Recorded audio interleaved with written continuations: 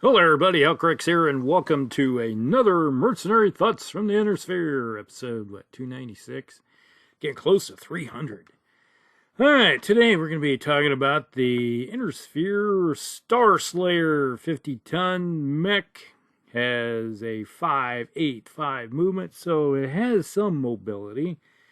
But in this era, 585 is just like, it's like being a 4.6 back in the day. So pretty much how you have to look at it. But it does have endo steel and ferrofibrous armor. Speaking of armor, it has 9.5, 169 points, which I think is about maxed out. So yeah, it's pretty well armored and no XL engines. So that keeps it in the game a lot longer. Its life expectancy is more than improved. It has 11 double heat sinks, so it has the capability of dissipating some good amount of heat. And then when you look at the weapon systems, it needs those 11 double heat sinks. It has a large laser in the right arm, a large laser in the right torso, and SRM4 in the left torso, a medium laser, two medium lasers in the left torso, case, yay, in the left torso to handle that 1 ton of ammo in that left torso. And then it has a small laser in the head shooting towards the rear, and then the 5 jump jets. We have 2 in each torso and 1 in the center torso. All right, so it's one of those mechs, well armored, has a good amount of firepower, even though the firepower is still like your Succession era style weaponry, but at least it has something that can do some damage. No more than 15 hexes or 15 inches away, depending on how you're playing the game. If you're playing as a board game or versus a open miniature game. Now, the interesting thing is that, you know, to be honest, it's another one of those mechs that I don't have any recollection of ever seeing one on the table. And one of those things you go, why is that? Is it one of those mechs that just people don't like the looks of it? It sort of is like a hunchback that's been sort of mutated a bit. Instead of having a AC-20, AC-10, or a swayback, it now has a large laser. But the whole look of the mech is like, oh boy, it is kind of fugly in a way. But you know, it is what it is. Now, I always, when I looked at this thing, when I'm looking through the book when I first got it, I was like, how would I use this thing? And probably one of the reasons why I never did pick one up. I just like look at it and go, well, I have other mechs that it's a Succession War era mech with a lot better toys on board when it comes to endo steel and ferrofibers. But that's, and not XL, but double heatsink. That's it. You pretty much can get a lot of similar things with a standard Succession War mech just by giving it double heat sinks. You know, upgrading that aspect of the Succession War mech, and you can do halfway decently. Now, I always look at this and I go, you know, this would make a fairly decent city fighter. That's how I look, or heavy terrain, where you're reliant on mobility of jump jets, getting around. So that's the type of terrain that this mech screams at me. It's definitely not an open terrain style mech, because the range is pretty short. Later on, during this era, where you're facing off a lot of clan mechs and upgraded Inner Sphere mechs, it's kind of outclassed.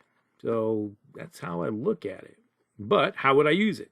Well, I basically, it's almost a brawler, depending on the environment you stick it in. Now, if you're facing off against lights and mediums, it could be more of a brawler.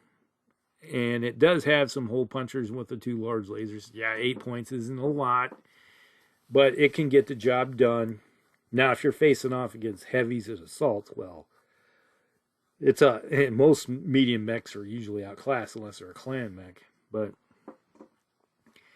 you know, you just look at it and go, well, okay, if I'm going to fight into a heavy, dense terrain like a city or hills and lots of woods, then I'm going to try to get as close as possible, use my cover and concealment, then get in and just start hammering away. Because when you're at the range 15, you can fire both the large lasers and not worry about heat.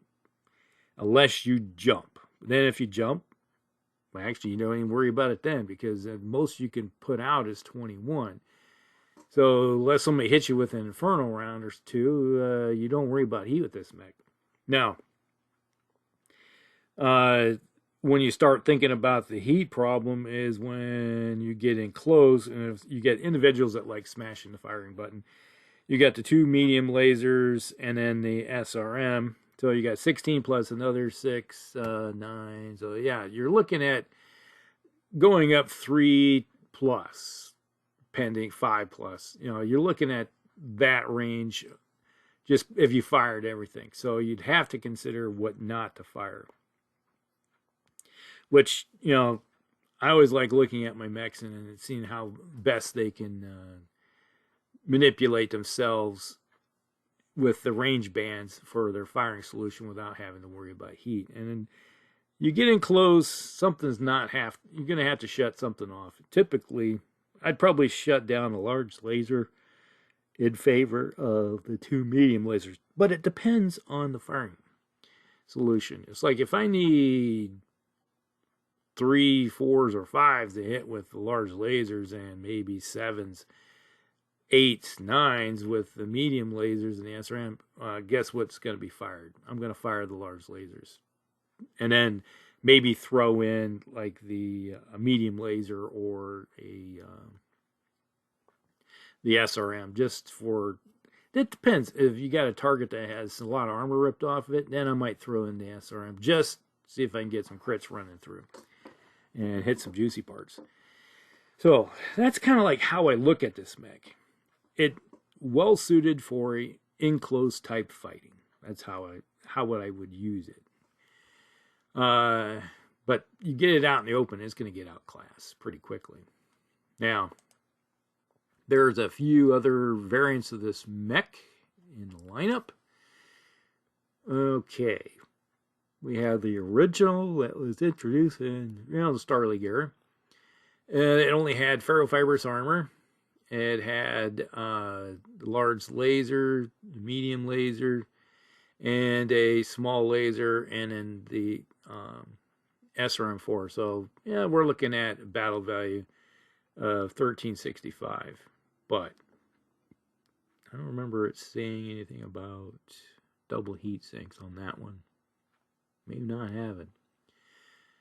Okay, and let's see, we're looking at roughly 1500 with the standard C version. And the 3Cs, the 1500, the 2C is running at 13. So that's telling me that it's missing probably the double heat sinks. I don't have a write-up on that one. All right, then we have the 2C EC, which is, the clan-based stuff. Because you had Clan Novacat use these, because obviously it was during the Starleague era. They took them with them. All right, so this one had all the lasers been replaced with extended ER style, clan stuff. And so it had, and then it had a Streak 4 instead. All right, but this is running around 1400 battle value, which makes it kind of interesting when you look at it. Everybody uses a lot. It's like that would be an interesting one to play sometime. And then we had the 3D. This one has some changes to it. It removed the SRM4, which I don't have a problem with, getting rid of the SRM4 and not worry about ammo explosion. And replaced it, took the tonnage from that and replaced it, one of the large lasers with an ER-PPC. Okay, so you gave it some range. Now you went from 15 up to 23. So you still have the large laser and the PPC. And the small laser has been upgraded to a medium laser, and then it has an extra double heatsink. So now you got 12 double heatsinks. Comes in around 1,600 battle value. Mostly because you just upgraded to a PPC. Get, you know, that's a little bump in the firepower there. So I don't mind that one, because then you now have a 10-point shot going out to 23, and that improves it a bit. So it gives it some capability to reach out and touch somebody comparatively. You know, it's like before you were at the mercy for like a turn, maybe two, of individuals with LRMs and PPCs to do some damage to you, depending on how the movement is.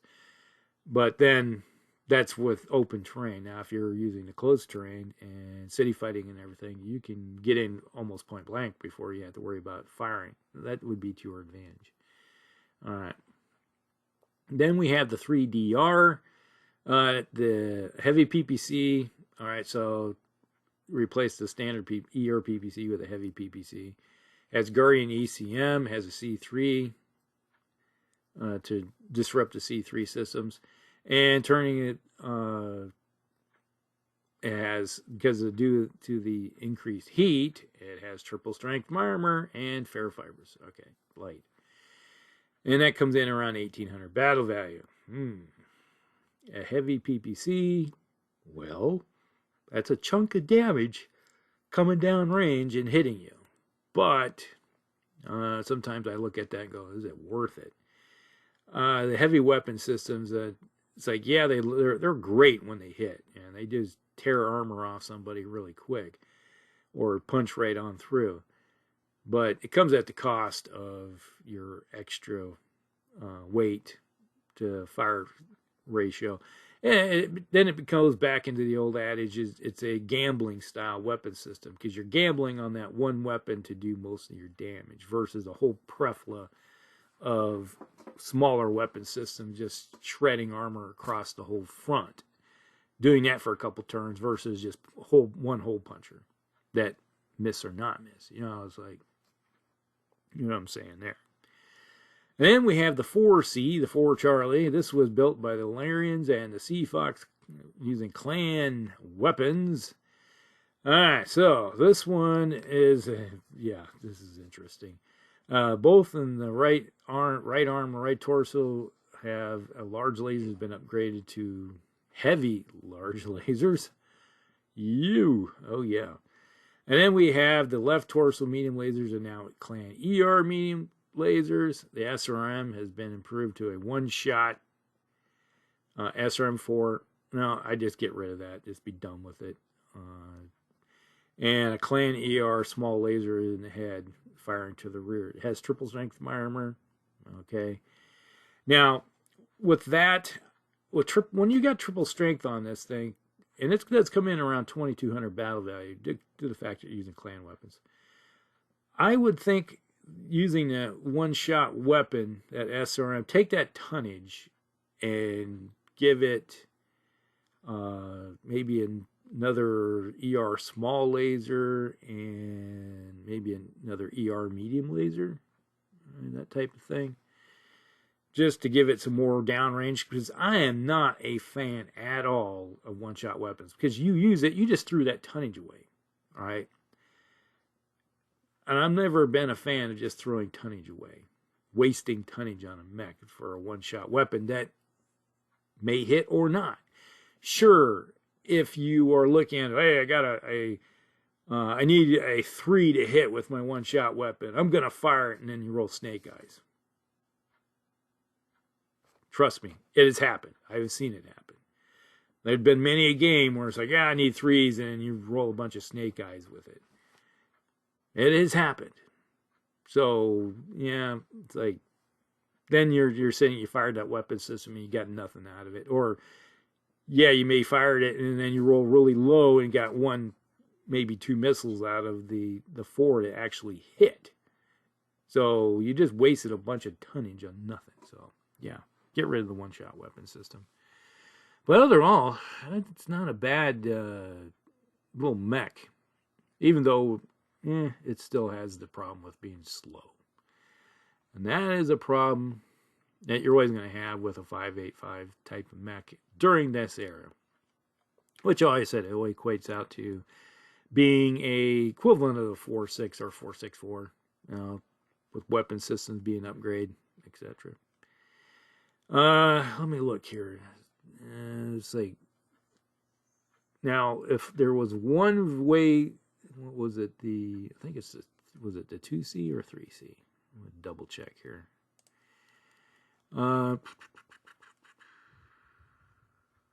Maybe, which one was it? It had the PPC. Just looking here.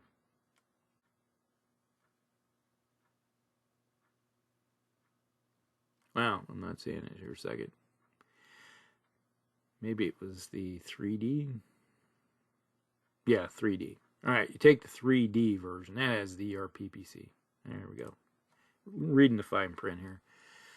I would take the 3D and drop the was the SRM they had on that thing, the 3D. It had double heat sinks. It had 12 double heat sinks. I'd almost consider dropping the heat sinks to upgrade it to one of the rear firing medium laser, which is, to me, rear firing weapons is kind of a waste. If you got a weapon in your arm, you might as well just fire everything to the front anyway. I'd replace that with a flamer, so I'd have some anti-infantry capability, and then I would take and add maybe another medium laser for, you'd have, I guess, 11 double heat sinks, and still have 3 medium lasers, a large laser, an ERPPC, and a flamer. So you have something to take care of infantry. That's one of the drawbacks with this mech, is the capability of taking care of infantry to the front. So, yeah, I wouldn't want something to burn the infantry out of their little foxholes type of thing. So that might be the only thing I would consider looking at with that one, is a little bit more firepower to the front and ability. Because there's nothing wrong with a large laser and an ERPPC, even though if you fired both of them, and maybe you run, that was that 8, 23, 25. Now that would put you up by 3, 4, depending on then if you jump, that would put you in the overheat position. Then if you got in close, you got the 3 medium lasers and the large laser. Okay, so that's 17, and you can dissipate 22. That's 5. You can jump. That would actually be a good option right there. 3 medium lasers and a large laser. Not worry about the PPC, because that's your long range weapon system. When you get in close, use the short range stuff. So it's kind of how the thought process that goes through when I look at those kind of things. All right, so that is the Starslayer. Interesting mech. One of these days, maybe I'll get one.